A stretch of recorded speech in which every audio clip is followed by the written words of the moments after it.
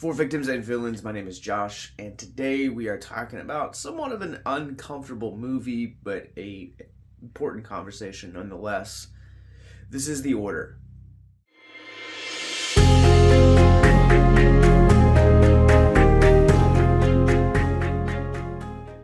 The Order tells the story of how the FBI ultimately took down the white supremacist group known as The Order.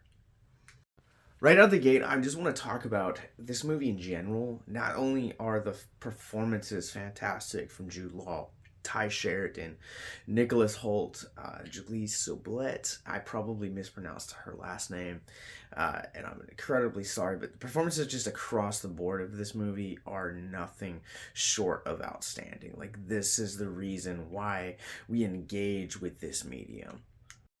Every performance is just really fantastically gripping, and I loved every single facet of this movie for as uncomfortable but also as thrilling as it was.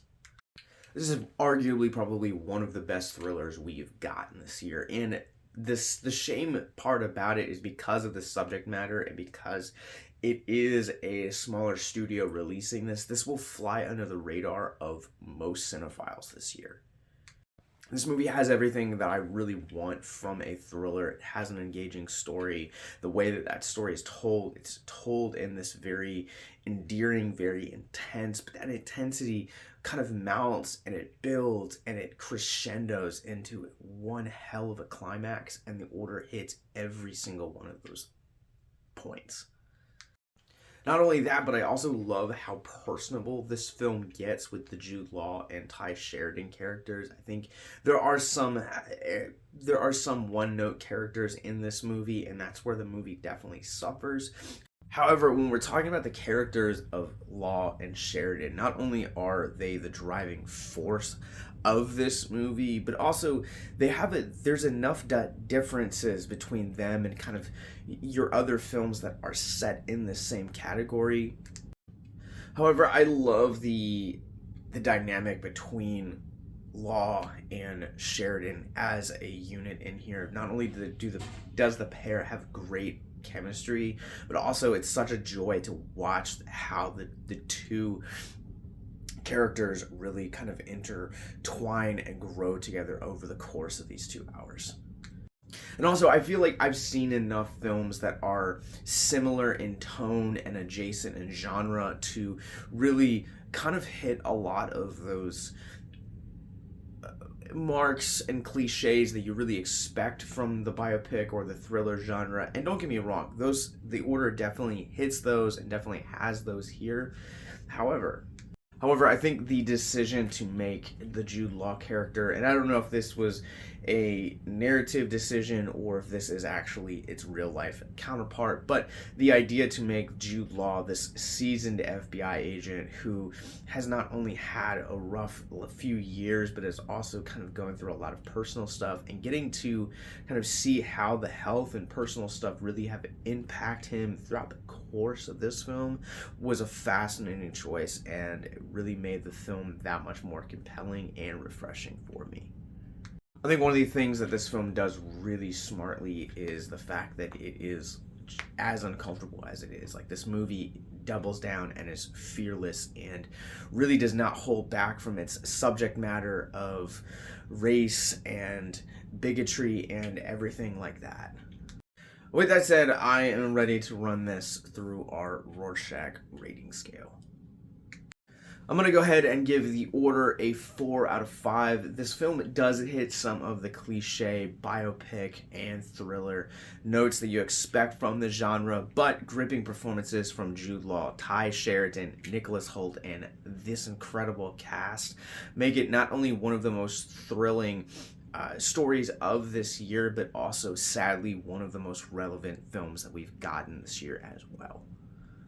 I think this is going to be one of those movies that flies under the radar for a lot of folks this year, whether it is because of its subject matter or because of this just being a smaller studio that is releasing this. And sometimes that just happens. Smaller studios, smaller releases, they fly under the radar, but please seek this movie out and check it out at least one time. Once again, I'm going to go ahead and give The Order a 4 out of 5.